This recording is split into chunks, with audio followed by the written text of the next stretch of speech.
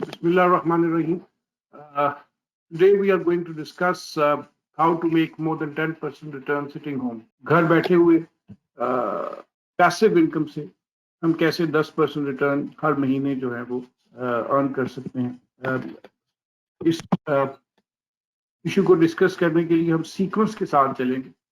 पहले हम देखते हैं कि जब भी आप किसी पर्सनालिटी को देखते हैं तो उसकी जो लाइफ का जो प्रोफाइल होता है उसमें लाइक से 65-70 इयर्स जो एज आपकी होती है उसके अंदर जो आपका फ्लो है लाइफ का और आपका जो वेल्थ का फ्लो है वो एक ग्राफिकल प्रेजेंटेशन से हम शो करते हैं। इसमें वाई एक्सिस के ऊपर जो है वो आपकी टोटल वेल्थ है और एक्स एक्सिस के ऊपर आपकी लाइफ स्टेजेस है। पहला जो आप इसमें देखेंगे जिसके अंदर पहले 30 इयर्स हैं उसमें आपकी एजुकेशन होती है 24, 23, 25 तक आप तालीम हासिल करते हैं, ग्रेजुएशन करते हैं या मास्टर्स करते हैं और फिर 5-6 साल जो है आप इनिशियली अपनी जॉब स्टार्ट करना शुरू करते हैं। उस जॉब के दौरान पहले 6 से 7 साल में आपकी जो कैपिटल डेवलपमेंट होती है वो सबसे ज्यादा होती है, जो वेल्थ होती है, क्योंकि आपके ऊपर जिम्मेदारी कोई नहीं होती। Normally you prefer to live with your parents. Gradually 30 साल के बाद 30 से 40 साल तक फिर आपका अगला फेज आता है जिसमें आपकी यू गेट मैरिड, आपके बच्चे हो जाते हैं और आपकी जो वेल्थ है वो ग्रेजुअली कम होना शुरू हो जाती है, आपके खर्चे बढ़ना शुरू हो जाते हैं। उसके बाद जब 40 से 50 की एज में आप जाते हैं तो उसके अंदर आपके बच्चों की यूनिवर्सिटीज वगैरह आ जाती हैं और आपकी फाइनेंशियल ऑब्लिगेशंस और बढ़ जाती हैं और आपकी जो वेल्थ की जो एक्यूमुलेशन है वो कम होना शुरू हो। 50 से 60 के दौरान नॉर्मली आपके बच्चों की एजुकेशन जो है वो फिनिशिंग स्टेज पे होती है और फिर उनकी शादियों के सिलसिले शुरू हो जाते हैं और उसके साथ ही आपकी normally people tend to retire 50 से लेके 60 के दरमियान। People they retire at different stages of their life और ग्रेजुअली 60 के बाद जो है फिर वो आपकी जो अर्निंग कैपेसिटी है वो कम होना शुरू हो जाती है और आपका फाइनेंशियल कैपिटल जो होता है उसको आप जो आपके सेव्ड एसेट्स होते हैं वो फिर आपको प्रोटेक्ट करना शुरू कर देते हैं। और इन्हीं सेव्ड एसेट्स को हम किस तरह प्रोटेक्ट कर सकते हैं और कैसे इनको एक्यूमुलेट करके बढ़ा सकते हैं over a period of time, ये आज का टॉपिक ऑफ डिस्कशन। आगे चलते हैं। क्यों करते हैं आप इन्वेस्टमेंट्स, उसके ऑब्जेक्टिव्स क्या होते हैं? पहली बात है कि आप अपनी इनकम इंक्रीज करना चाहते हैं कि आप एक जॉब कर रहे हैं तो आपके पास 2-3 रेवेन्यू स्ट्रीम्स होनी चाहिए जिनसे आपको इनकम आ रही हो, जिसमें से एक डेफिनेटली आपकी जॉब होती है, कुछ छोटा सा बिजनेस आपने साइड पे किया होता है और साथ में आपकी एक पैसिव इनकम होती है जो आज का टॉपिक ऑफ डिस्कशन है, जिसके अंदर आप नॉर्मली जो पैसिव इनकम होती है उसमें स्टॉक्स के ऊपर आप चले जाते हैं और डिविडेंड पेइंग स्टॉक्स जो होते हैं वो बहुत अच्छा एक रेवेन्यू सोर्स समझा जाता है सारी दुनिया के अंदर। फिर उसके अलावा आप अपने फाइनेंशियल एक्सपेंसेस को मीट करने के लिए भी इन्वेस्टमेंट करते हैं, जैसे फ्यूचर में आपने बच्चों को यूनिवर्सिटी भेजना होता है, आपने उनकी शादियां करनी होती हैं, घर बनाना होता है, अपनी सेविंग्स को बढ़ाने के लिए भी आप इन्वेस्टमेंट करते हैं। फिर इन्फ्लेशन को फाइट करने के लिए भी आप इन्वेस्टमेंट करते हैं, सेविंग्स करते हैं, बिकॉज इन्फ्लेशन जो है हर साल 3 से 4% एवरेज, और आजकल आपको पता है पाकिस्तान में 8 से 9% तक इन्फ्लेशन रहती है।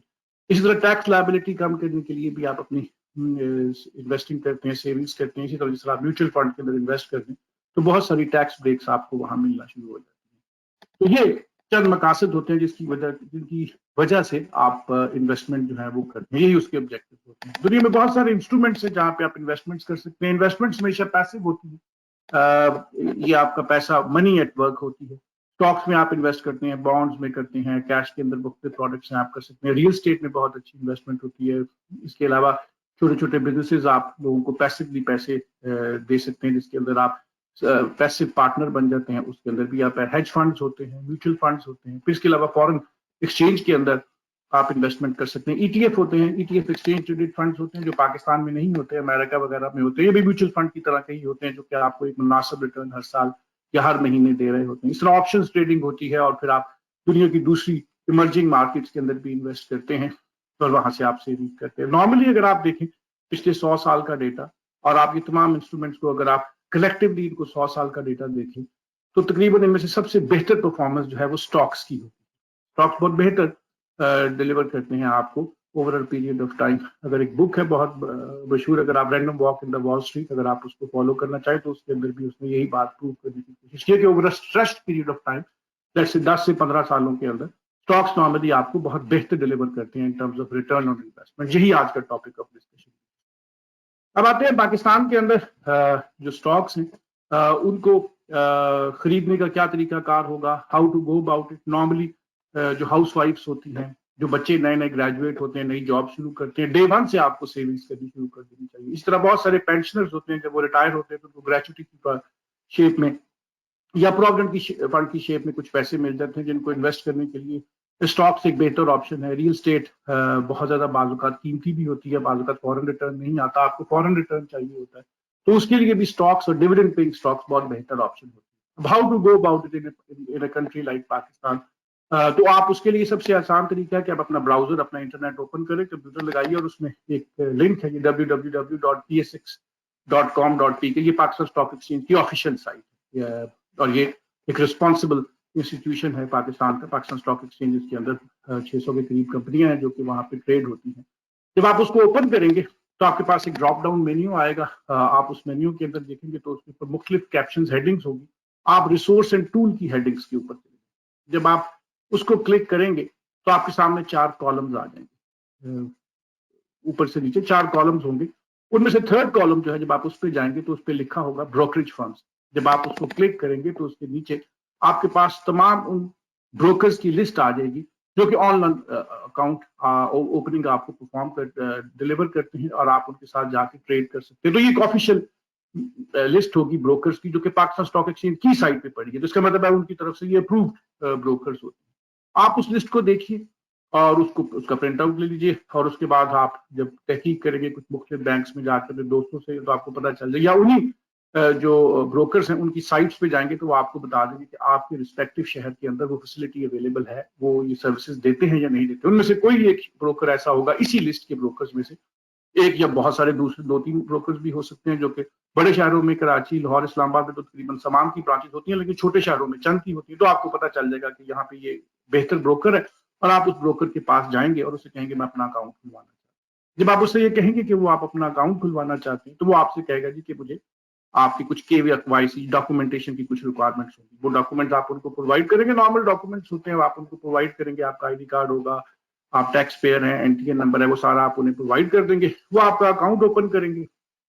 साथ ही वो आपसे रिक्वेस्ट करेंगे कि आप अपना बैंक अकाउंट की डिटेल्स भी उनको प्रोवाइड कर दें, क्योंकि जब आप बैंक की डिटेल्स उनको प्रोवाइड कर देंगे तो ये ब्रोकर जो है, ये अपने अकाउंट में, जो आपका अकाउंट खुलेगा उसका एक नंबर होगा, CDC का एक नंबर होगा उसके अंदर, वो आपके अकाउंट से आपके बैंक अकाउंट को कनेक्ट कर देगा बैकएंड से, ताकि जो भी अगर आपको स्टॉक्स, अगर आपके शेयर जो हैं उसके अकाउंट में पड़े हैं, ब्रोकर के अकाउंट में पड़े हैं, तो अगर डिविडेंड कभी आए तो आप डायरेक्टली आपके अकाउंट के अंदर वो डेबिट कर सके। इसी तरह जब आपने पेमेंट करनी होगी तो आप अपना चेक लिख के देंगे उसी अकाउंट का, आप उनको देंगे और वो उसी अकाउंट से उनके ब्रोकर के अकाउंट में आपके पैसे चले जाएंगे। थोड़ी सी अमाउंट होती है, हर एक की बेसिक रिक्वायरमेंट होती है, उसके हिसाब से आप अपना कैपिटल से 50,000 से लाख रुपए से आप अपना बैंक अकाउंट, ब्रोकरेज अकाउंट जो है वो ओपन कर सकते हैं और अपने बैंक अकाउंट को उसके साथ कनेक्ट करवा सकते हैं। अब आगे चलते हैं। इसके बाद अगला टॉपिक जो आता है वो ये है कि अब आपके शेयर जो हैं वो ब्रोकर के पास पड़े हैं, और ब्रोकर एक थर्ड पार्टी है। खुदा ना खास्ता कोई ऊंच नीच हो जाए तो आपकी जो इन्वेस्टमेंट पड़ी है वहां पे, जो शेयर्स की शेप में पड़ी होगी, बाज़ औक़ात कैश की शेप में पड़ी होती है, तो वो उसके डूब जाने का खतरा होता है। उसके लिए भी गवर्नमेंट ऑफ पाकिस्तान ने एक बहुत अच्छा इंस्टीट्यूशन बना दिया है पाकिस्तान में, उसे CDC कहते हैं। ये CDC जो है, ये जो लिंक मैंने इसमें आपको दिया है www.cdc पाकिस्तान, जब आप इस लिंक के ऊपर जाएंगे, आप क्लिक करेंगे तो सारी डिटेल्स आपको प्रोवाइड कर देंगे। पाकिस्तान में अब जो स्टॉक्स, जो ट्रांजैक्शंस होती हैं, जो आप खरीदते या बेचते हैं, ये फिजिकल स्टॉक्स नहीं होते, ये सारे वर्चुअल स्टॉक्स होते हैं, इलेक्ट्रॉनिकली ट्रेड होते हैं। तो जब आप CDC में जाएंगे तो वहां पे उनका एक ऑफिस है, मुख्तलिफ शहरों में उनके ऑफिस है, आप वहां जाके अपना एक अकाउंट खुलवा लीजिए उनके साथ। CDC वाले आपसे कुछ डिटेल्स मांगेंगे, आपके बैंक की डिटेल मांगेंगे, आप उनको वो डिटेल्स प्रोवाइड कर देंगे और CDC वाले आपका एक अकाउंट खोल देंगे। CDC बेसिकली एक बैंक है for to keep your shares protected over the. जब आप अपने शेयर्स जो हैं, जैसे ही आप ब्रोकर से बाय करते हैं वो शेयर्स, तो आप उसको अपने CDC अकाउंट में अपने आप एक रिक्वेस्ट भेजते हैं अपने ब्रोकर को कि मेरे ये शेयर्स जो हैं ये मेरे CDC अकाउंट के अंदर ट्रांसफर कर दिए जाए। वो आपके शेयर्स आपके अकाउंट में ट्रांसफर कर देगा। आपको CDC की तरफ से भी एक इंटीमेशन आ जाएगी कि आपके इतने शेयर्स जो हैं वो ट्रांसफर हो गए हैं इस अकाउंट के अंदर, और आपको ब्रोकर की तरफ से भी एक इंफॉर्मेशन आ जाएगी कि इतने जो शेयर्स हैं ये आपका CDC अकाउंट जो ब्रोकर के पास है, वहां से ये शेयर जो हैं, ये जो आपका पर्सनल CDC अकाउंट है जो आपने CDC में जाके खुलवाया है, उसके अंदर शिफ्ट हो गए।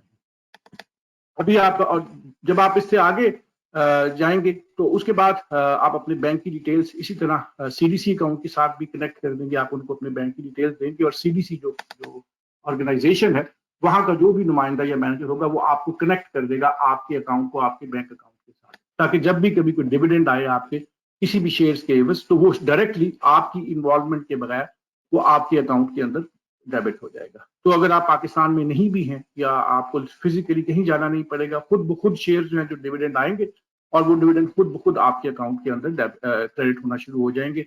आप उनको आपको किसी किस्म की फिजिकल इंटरफेरेंस की जरूरत नहीं पड़ेगी। सीडीसी वाले आपको एक चेक बुक देंगे, बिल्कुल उसी तरह की चेक बुक जिसके अंदर जिस तरह बैंक की चेक बुक होती है। जब आपने कुछ शेयर्स ट्रांसफर करने हों अपने सीडीसी अकाउंट से अपने ब्रोकर के पास तो आप चेक लिख के अपने ब्रोकर को देते हैं और ब्रोकर जो है वो चेक सीडीसी में जमा कराता है और वो जो शेयर्स हैं वो सीडीसी में आपकी जो सीडीसी का अकाउंट है वहां से ब्रोकर के अकाउंट में शिफ्ट हो जाते हैं। ब्रोकर के अंदर भी आपका जाती तौर पे एक सब सीडीसी अकाउंट उन्होंने बनाया होता है, वो उसके अंदर शिफ्ट हो जाती है। तो it's a very safe transaction. और सीडीसी के अंदर आपका अगर अकाउंट है तो वो एक फर्दर गारंटी हो जाती है कि आपके शेयर जो है सेफ है। आप अपना ब्रोकर कभी भी चेंज कर दे लेकिन सीडीसी अकाउंट आपका जो है कॉमन रहेगा। इसके बदले में गवर्नमेंट आपसे कुछ अमाउंट चार्ज करती है, वो उसके सर्टेन चार्जेस होते हैं, बहुत मिनिमल से होते हैं और वो साल के साल आपको देने होते हैं। उसके एवज जो है वो आपके शेयर वहां पे प्रोटेक्टेड है।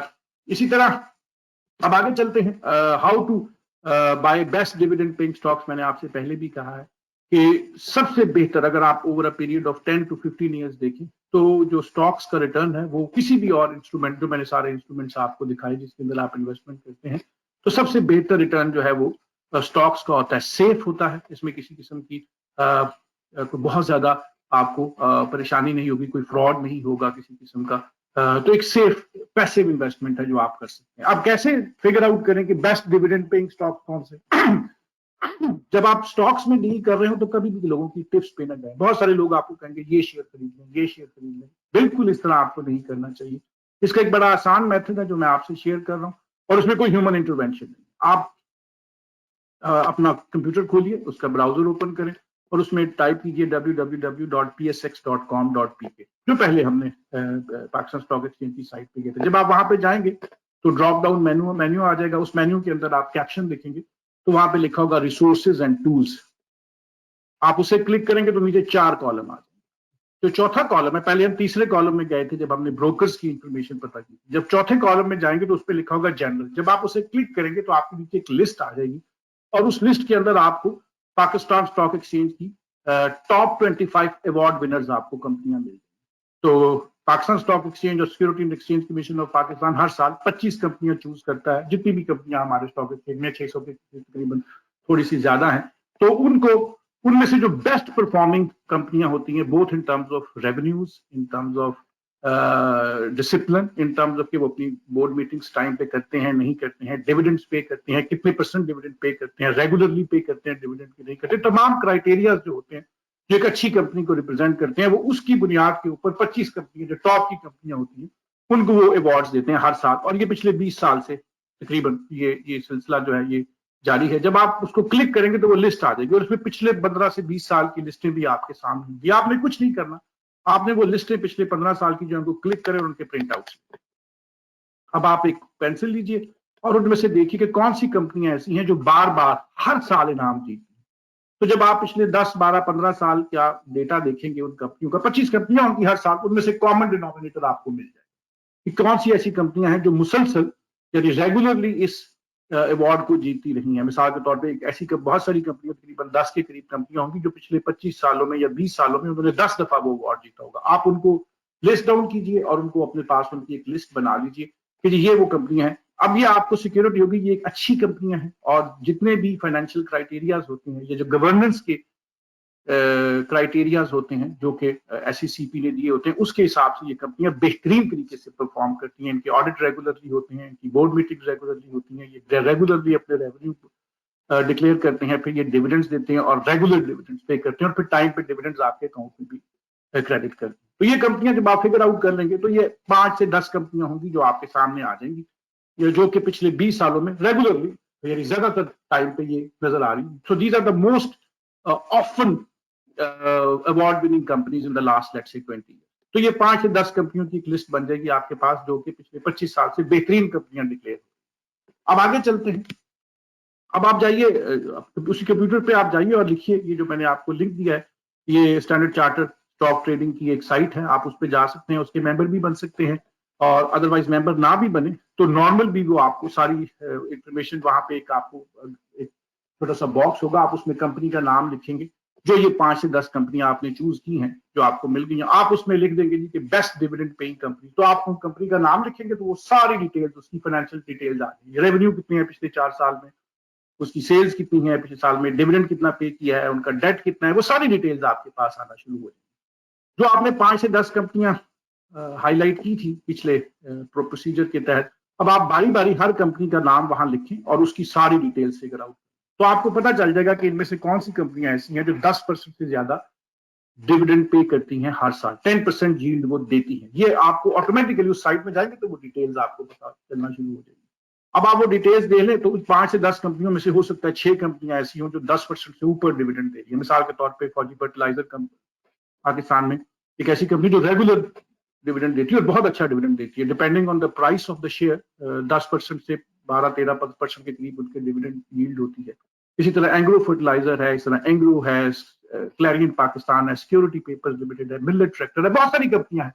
वो आपको खुद ही पता चलेगा उन 5 से 10 कंपनियों के अंदर ये कंपनियां आ रही होंगी जो कि रेगुलरली आपको 10% से ज्यादा डिविडेंड हर साल पे करती है। अब आप जो कंपनियां फाइनल करेंगी, जो कि उन 10 कंपनियों में से जो कंपनियां 10% से ज्यादा यील्ड देती हैं यानी हर साल रिटर्न, वो आपको नजर आ जाएगा उस साइट के ऊपर कि इनकी जो डिविडेंड यील्ड है वो 10% है, 8% है, 11%। 10% से ऊपर वाली कंपनियां फिगर आउट कर लें, ये 5 के करीब आपको मिलेगी। अब आप इन कंपनियों की लिस्ट निकालें और उसके बाद अपने ब्रोकर के पास जाइए और ब्रोकर से कहें कि इन 5 कंपनियों के बारे में जितनी भी डिटेल, उनकी अपनी रिसर्च रिपोर्ट्स भी होती हैं, तो वो आपसे वो रिसर्च रिपोर्ट्स शेयर कर लेंगे। आप उनको उनसे उनकी भी राय ले लीजिए, एक तो एक आपके पास सेकंड ओपिनियन आ जाएगी, ब्रोकर से कहेगा हाँ आपकी इंफॉर्मेशन ठीक है, ये कंपनियां 10% से ऊपर डिविडेंड पे करती है। अब आपने कुछ नहीं करना, आपने उन कंपनियों को फाइनल करके अपने पास रख लेना, फिर आप वापस आइए इंटरनेट के ऊपर, लिखिए मैंने लिंक आपको दिया है स्लाइड के ऊपर dps.ps6.com। ये आपको जैसे ही आप इसको लिंक को क्लिक करेंगे तो लाइव प्राइसेस आपके पास इन कंपनियों की आना शुरू हो जाएगी। 2 तरीके हैं कंपनियां बाय करने के, अगर आपने ऑनलाइन ट्रेडिंग करनी है और आपको उनका अकाउंट दिया हुआ है उन्होंने ऑनलाइन, तो आप ऑनलाइन जाके भी वो शेयर्स बाय कर सकते हैं, या आप फोन कर सकते हैं उसी अपने ब्रोकर को जहां पे आपने अपना अकाउंट ओपन कराया और आप उससे कह सकते हैं कि ये शेयर्स मेरे लिए खरीदिए। इन 5 कंपनियों के आपके हर महीने की जितनी इनकम है, आप हर महीने 10% सेविंग जो है उससे इन 5 कंपनियों के शेयर खरीदना शुरू कर दें। डिपेंड करता है, बाज़ औक़ात तो ये होता है कि हर महीने एक कंपनी आपको मिल जाएगी, अगर आपके पास ज्यादा सेविंग्स नहीं है, मिसाल के तौर पे 50,000 है तो हो सकता है 50,000 के अंदर एक ही कंपनी के शेयर है क्योंकि लॉट साइज फर्क होता है, तो आप हर महीने इन कंपनियों के शेयर्स खरीदना शुरू कर दें। कोई इंसान अगर आपको ये बताए कि कल मार्केट ऊपर जाएगी या नीचे जाएगी या अगले साल ऊपर जाएगी या नीचे जाएगी, तो मेरा ये ख्याल है कि वो झूठ बोलता है। कोई बंदा as experienced as Warren Buffett, वो आपको वो कहता है कि मुझे नहीं पता, nobody can time the market. इसके लिए एक बहुत बड़ी फ्रेज है कि किसी बंदे को नहीं पता कि मार्केट की टाइमिंग क्या होगी।